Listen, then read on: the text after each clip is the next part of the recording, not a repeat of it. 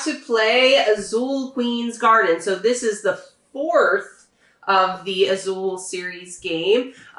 So before we get into it, don't forget to hit that subscribe button and the notification bell because board games are awesome, and that's what we do here at Legends of Nirvana. Randy, can you tell us a little bit more? I know it came out this year, correct? Actually, no, it came out last year. This was a release at Essen. They had it at Gen Con even.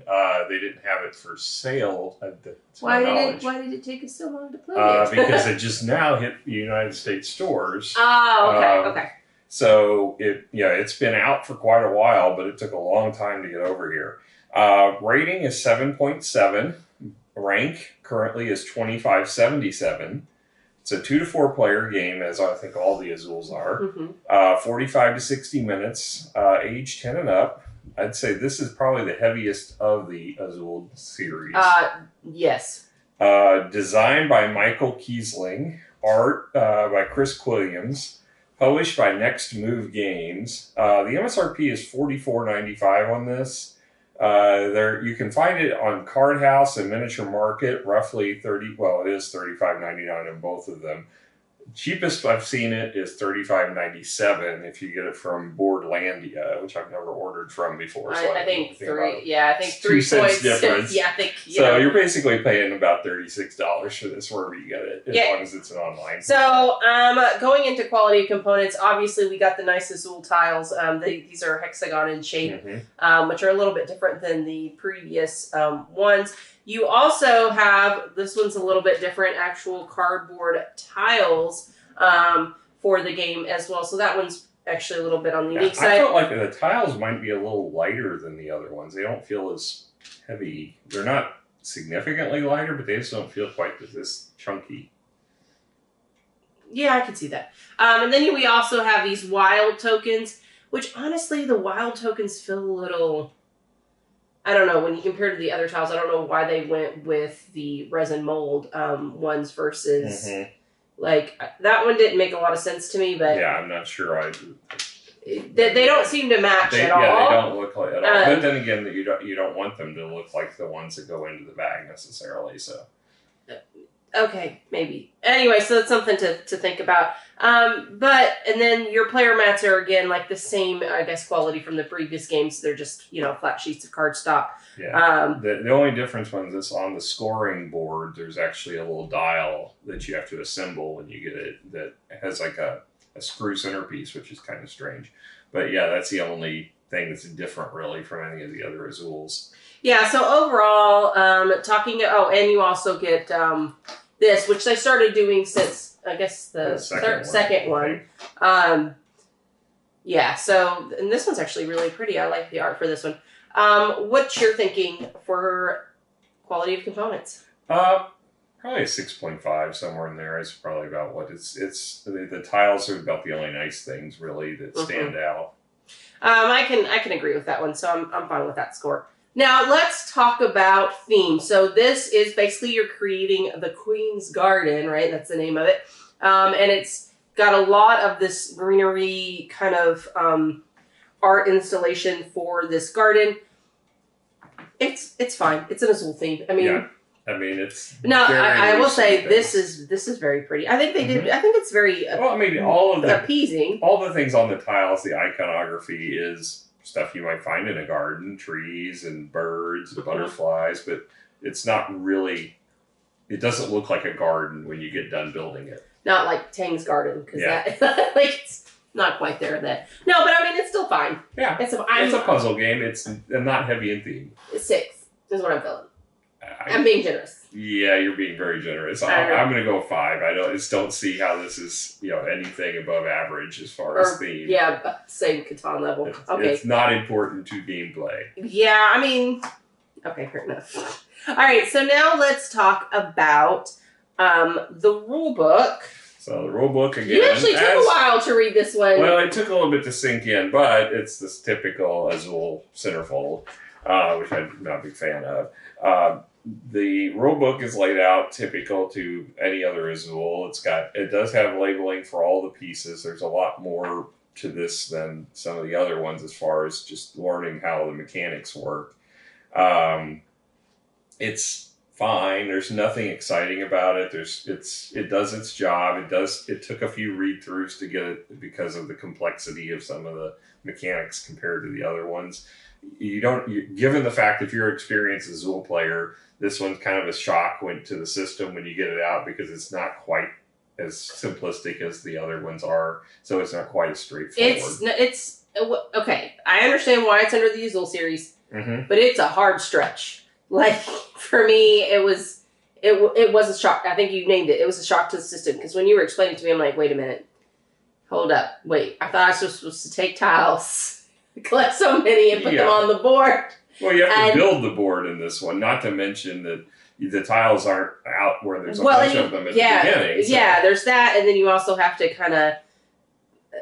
It's not just color based, it's icon based. And I think this is the first one that's really done it because before it's only, I'm collecting purple, or I'm collecting colors. But here you're, not only do you have to pay attention to colors, you also have to pay attention to symbols. Yeah. So I think this one's it's a lot more in depth, which is kind of new for Azul. But we're kind of getting into gameplay. But the rulebook's fine. I'll give it a 7. There's nothing outstanding about it, but it does a job. Teaches you the game. You just might have to take some time to process it, given the fact that if you come in with the expectation this is going to be just like as easy as the other Azuls to learn, it's not. It's a step above it. It's not super complex. I don't want to get that impression out there. This is still a light to medium game. Absolutely. I just be prepared for thinking a little bit more.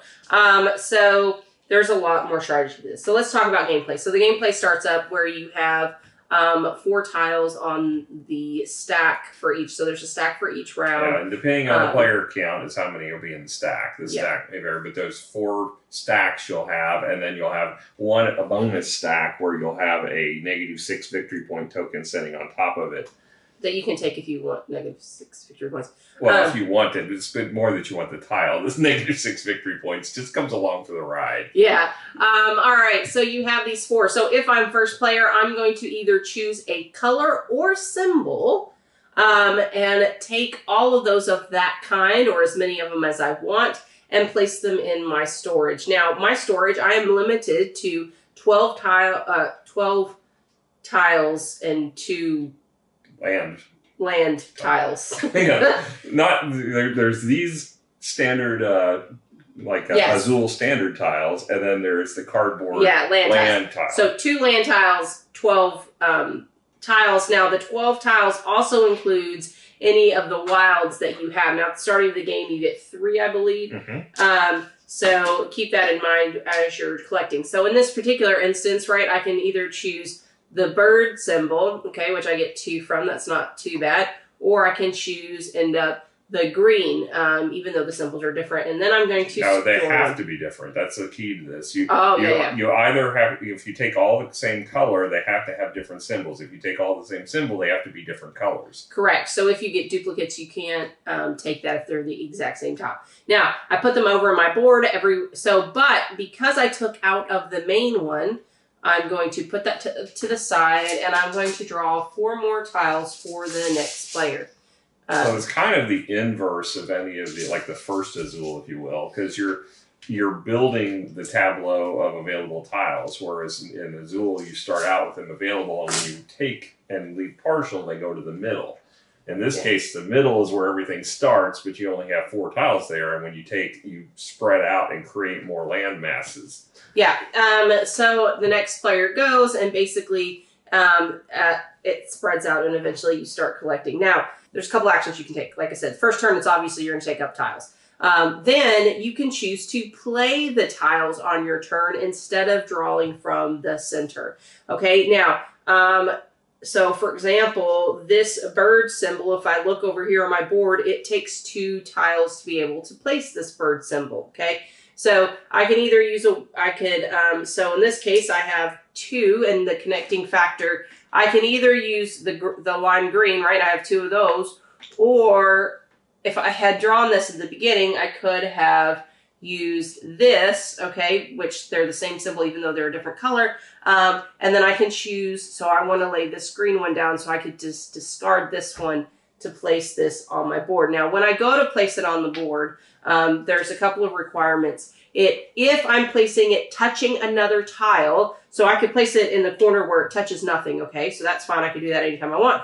But if I am placing it next to a tile, something has to match to that tile that to a tile adjacent to it. Okay, it doesn't have to match all of them, but at least one of them. Okay, and that's the key there. So that's placing a tile. That's but also, picking up a tile. And also, if you place it matching a tile, it can't be chained to another tile of the same color and pattern. It has to. You can only have a max chain of 6 because there's 6 different colors and 6 different patterns. So if you are forming a chain, they have to all be different colors and all be different, or all the same pattern, or vice versa. Yeah, or a break in the pattern somewhere. All right. So the next thing is, so when the tiles, the land tiles, when they eventually empty, you'll flip them over, and when that flipping over, there's a tile that's automatically populated. So just keep that in mind, and that can be used just like any other tile. You can even discard a tile to pay the cost of an actual tile or not. Now, let's talk about how we accumulate victory points. Now, there are 4 rounds to this game. Each of the rounds, there are certain icons and colors that are triggered at that point, varying costs, okay? So initially, so the first round, for example, is the light blue, dark green, and the tree icon are first, they get scored. So basically I would say, all right, all the number of dark greens on my board, I have 4 of them. That would give me 4 victory points. Next up is the trees. I have a lot of trees on this board. So I would say 1, 2, 3, 4, 5, 6, 7, 8. I have 8 on the board, so I'd get another 8 victory points. And then I would go for my light blue, which is 1, 2, 3, 4. So I'd get 4 victory points for that. And that's the round scoring. And as well, which you always forgot, all the land tiles that were placed that have the like the gazebo in the middle. Gazebo in the middle give you a victory point when you play them. So it's relatively important. That's not when you play them. Every round they're on your board. Yeah, sorry, every round you're on your board. So it's actually kind of very important that you get these out pretty early in the game because it's a free victory point every round. And so I thought that was very... It's also very important that you don't get 2 of them that have 6 costs, because getting them onto your board is very difficult. You made choices. I made bad choices. So that's the scoring mechanism. We talked about play. We talked about the land tiles.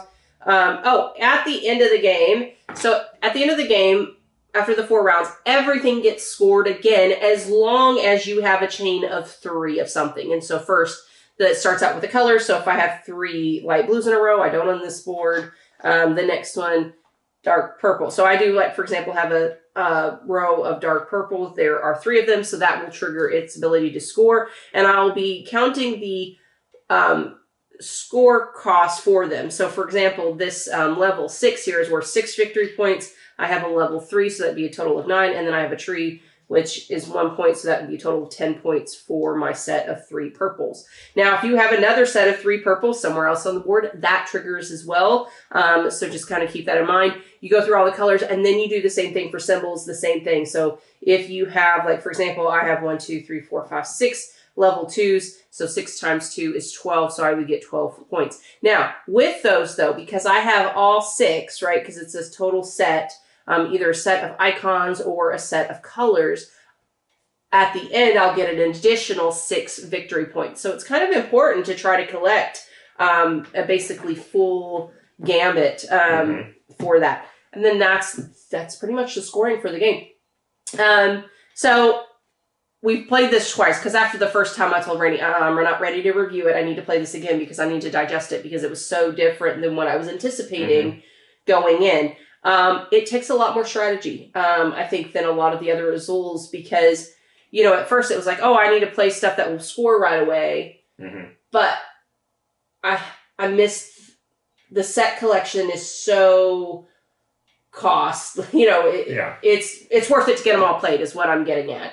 So, you know, and that's the thing is, like, I focused on 1, 2s, and 3s, which score early in the game. And even though later in the game I was still playing them, it ended up winning out because I was able to collect sets. So now I did notice, like, the first strategy, I was trying to build the bigger point tiles, and that didn't seem to be as successful Because it definitely takes a lot to get 6s. I mean, it's kind of brutal because you can't discard the same color. So you have to discard just like it was a full pattern. So if you have a 6 lime green and you have another 6 lime green, you can't use that to discard to play for that.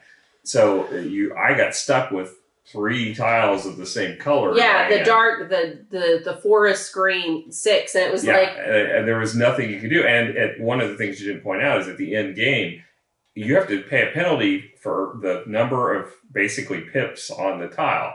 So if you can't play them. Yeah, if you can't play them. I ended up with 19 negative points because I had 3 5s and a 4. I had no way of playing because the tiles didn't come up that matched the color. Now, wilds give you bonus points, so if you don't play them, don't feel bad. Yeah, wilds give you a victory point for each one. I did forget that. So how do you get more wild tokens? So you start out with 3, how do you get the rest? When you completely encircle an icon, one of the pavilions or the benches or something like that, they'll give you additional, and that's located with the number of how many is located here on the side. So it's very much similar to the last Azul, where if you circled one of the icons, you got that one you had a wild boar, but this one you're actually just getting wild tokens. The other variance in this is that you play until you decide to pass. You keep going around because you can take actions, and whoever passes first gets the first player token for the next round, but they also lose a victory point.